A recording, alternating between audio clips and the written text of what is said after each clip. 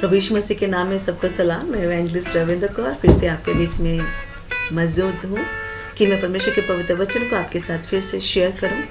और जो आज का मेरा थॉट है वो है हमारा डर और हमारा दर्द।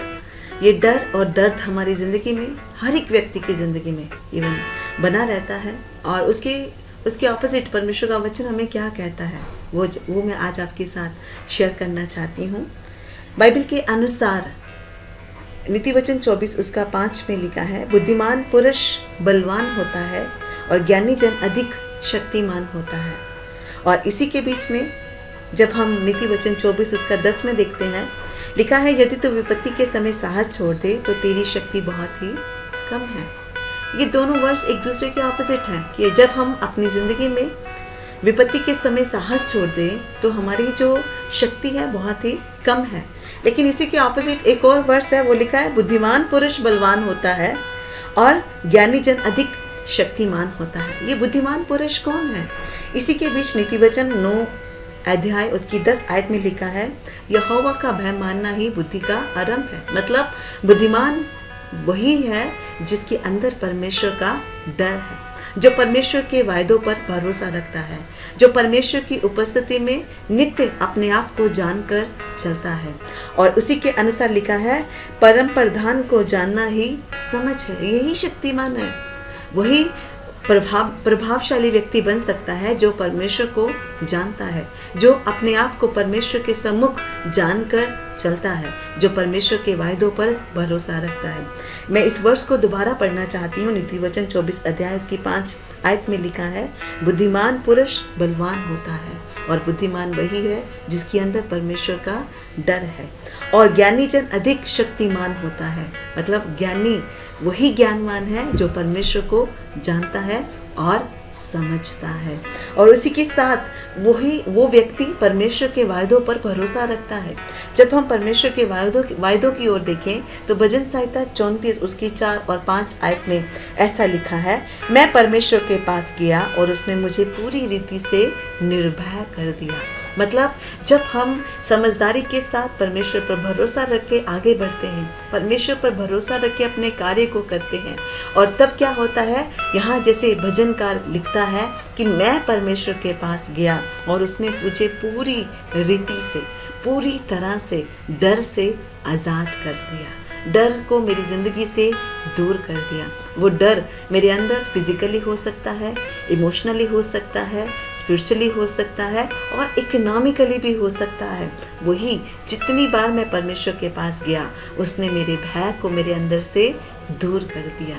और उसी के साथ अगली इसकी वर्ष में देखें, लिखा है, जिन्होंने उसकी ओर दृष्टि की उन्होंने ज्योति पाई और उसका मुंह कभी भी काला नहीं होने पाया। जितनों ने परमेश्वर पर भरोसा रख के उसकी तरफ देखा वो कभी भी अपनी ज़िंदगी में लज्जित नहीं होने पाए। बाइबल में बहुत सारे ऐसे कैरेक्टर हैं जिनके जीवन में परमेश्वर ने उनकी सोच और उनकी समझ से कहीं ज़्यादा काम किया। उसी के साथ मैं एक कैरेक्टर जो बाइबल में से मैं लेना चाहती हूँ वो है सुलेमान राजा। उसने अपनी एबिलिटी के अनुसार परमेश्वर से सिर्फ और सिर्फ बुद्धि मांगी थी, लेकिन परमेश्वर ने उसे अपनी सामर्थ्य के अनुसार धन, राज्य, महिमा, वैभव सब कुछ साथ में दिया। और उसी के साथ अगर एक और मैं उदाहरण देना चाहूँ वो है नए नियम में से देखते हैं, जब यीशु मसीह अद्भुत काम करते हुए जा रहे थे तो उनके पीछे एक समय ऐसा आया जब 5000 लोग एक साथ चल रहे थे।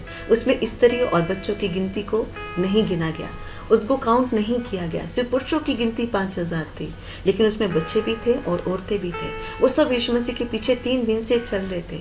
और एक समय ऐसा आया जब वो ऐसी जगह पर पहुंच गए जहां पर उनके लिए खाने का कोई भी सोर्स नहीं था। तब यीशु मसीह ने उनके लिए एज ए प्रोवाइडर बनकर उनके लिए अद्भुत काम किया। और यीशु मसीह ने उन्हें 5 रोटियां और 2 मछलियों में से यीशु मसीह ने 5000 लोगों को, मतलब 5000 सिर्फ पुरुषों की गिनती है, औरतें और बच्चों की उसमें गिनती नहीं है। मतलब 5000 से कहीं ज़्यादा लोगों ने उस खाने में से खाया।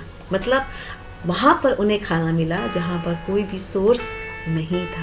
ये यूहन्ना 6 अध्याय में लिखा है।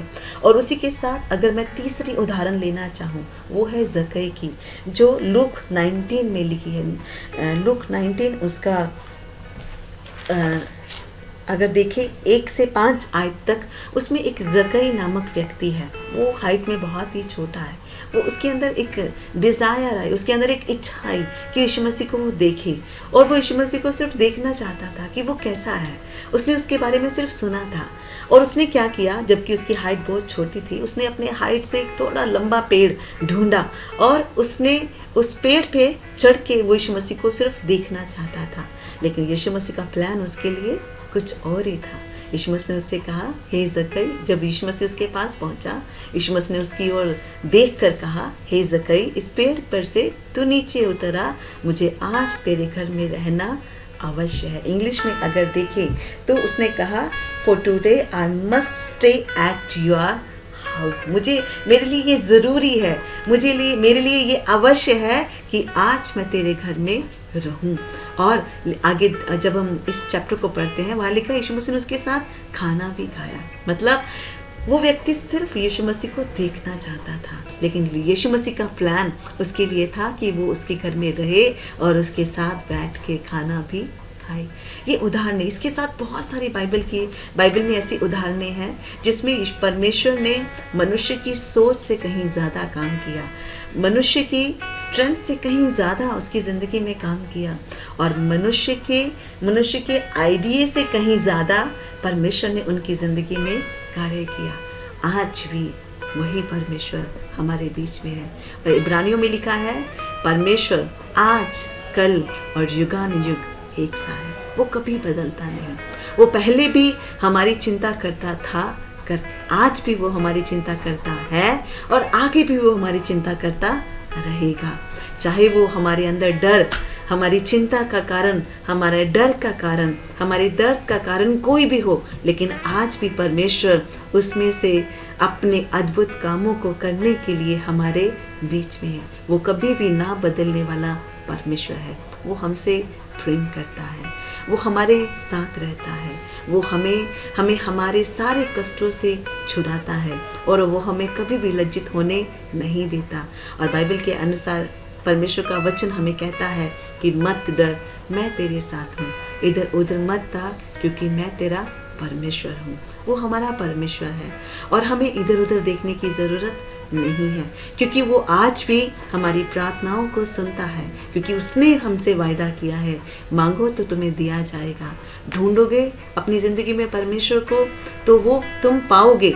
लिखा है, ये परमेश्वर का वायदा है हमारे साथ। खटखटाओ, जितनी बार हम परमेश्वर के उस दरवाजे को जो प्रार्थनाओं के साथ हम नॉक करते हैं, खटखटाते हैं, उतनी बार वो यीशु मसीह के नाम से हमारे लिए दरवाजे को खोलेगा। आज भी परमेश्वर हमारे दर्द को दूर करने की सामर्थ्य रखता है। आज भी परमेश्वर हमारे अंदर के डर को ख़त्म करने की सामर्थ्य रखता है। हमारा आने वाला कल भी परमेश्वर के हाथ में है।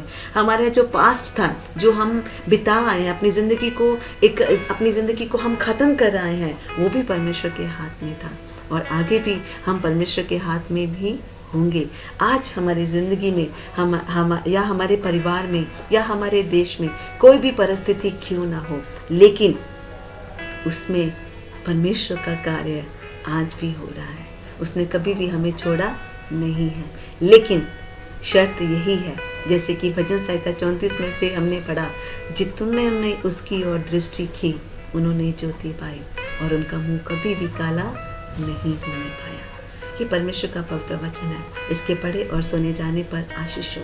कुछ वर्ड्स मैंने लिखे हैं, वो ऐसे हैं, fret not, he loves us, fate not, he holds us, fear not, he keeps us. God bless you all.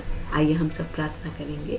हे सर्वशक्तिमान पिता परमेश्वर, हम धन्यवाद करते हैं कि आप हमारे बीच में हैं, और अभी भी आपका कार्य हमारी ज़िंदगी में है परमेश्वर। अगर हम अपनी पिछली ज़िंदगी को देखें, तब भी हम आपके हाथ में ही सुरक्षित थे। अगर हम आगे की ओर देखें, तब भी जितने भी दिन आपने हमारे लिए, हमारी ज़िंदगी के लिए ठहराए हैं, हम उससे बढ़कर नहीं जा सकते मेरे प्रभु जी, क्योंकि आपका वचन कहता है कि हमारी ज़िंदगी के हर दिन आपके हाथ में है। और परमेश्वर, हम धन्यवाद करते हैं जब आज भी आप हमारे साथ हैं और कार्य कर रहे हैं। हम विश्वास करते हैं कि आने वाले समय को लेकर फ्यूचर के लेके जो भी डर है, जो भी दर्द है परमेश्वर, आप उसे भी डील करने की सामर्थ्य रखते हैं। इस समय मेरे साथ जितने भी जन प्रभु इस प्रार्थना में शामिल है, अगर वह किसी डर में है या ऐसे किसी दर्द में है, चाहे वो उनके पास का डर है, चाहे उनके अंदर फ्यूचर का दर्द है या डर है, परमेश्वर प्रार्थना करते यीशु मसीह के नाम से वो दर्द को प्रभु आप हील कीजिए। उस डर को परमेश्वर यीशु मसीह के नाम से आप दूर कीजिए और परमेश्वर आप हयात दें कि आप हमारे साथ हैं। और चाहते परमेश्वर प्रभु जी, जबकि हमने अपनी आंखों को आपकी ओर लगाया है, आपका वचन कहता है जिन्होंने तेरी ओर दृष्टि की उन्होंने ज्योति पाई। प्रार्थना करते इस समय मेरे साथ जितने भी जन इस प्रार्थना में शामिल है, आप उन्हें इनलाइटन करें, आप उन्हें ज्योति में करें, आत्मिक आंखों को खोल दे परमेश्वर कि आपके अद्भुत कामों को वह देख सकें। और प्रार्थना करते परमेश्वर प्रत्येक व्यक्ति इस समय जो मेरे साथ इस प्रार्थना में शामिल है, आप उन्हें स्ट्रेंथन करें कि जब हम अपनी ज़िंदगी में किसी विपत्ति को देखते हैं और जब उसे फेस करते हैं, हम प्रभु परमेश्वर उसमें असहाय होकर प्रभु जी डर के साथ उसको प्रभु उसमें हारने ना पाए, परंतु परमेश्वर आपकी सामर्थ्य से प्रभु जी बलवान होकर, स्ट्रेंथन होकर परमेश्वर बुद्धिमानी के साथ प्रभु उस प्रॉब्लम को हम ओवरकम करने पाए। धन्यवाद के साथ प्रभु आगे की ज़िंदगी को, आगे के समय को प्रभु आपके हाथ में देते हैं। और इस समय मेरे साथ जितने भी मेरे भाई बहन इस प्रार्थना में शामिल हैं, उनको और उनके परिवारों को आपके सामर्थ्य हाथ में देते हुए और उन सब पर आपकी सलामती चाहते हुए इस प्रार्थना को प्रभु यीशु मसीह के नाम से मांगते हैं। आमीन। धन्यवाद करते हैं पर आप सबका। पिछली बार जो मैंने वीडियो भेजी उसमें बहुत सारे मुझे लाइक्स मिले, बहुत सारे कमेंट्स आपने किए, उन सब के लिए मैं आपका धन्यवाद करती हूँ। और मैं विश्वास करती हूँ कि ये वीडियो भी आपको बहुत पसंद आएगा। और धन्यवाद मेरे साथ बने रहने के लिए, और आपने ये समय मुझे दिया उसके लिए मैं आपका धन्यवाद करती हूँ। और परमेश्वर पिता का भी धन्यवाद करती हूँ जो अभी भी हमारे बीच में है और काम कर रहा है। सबको जय मसीह।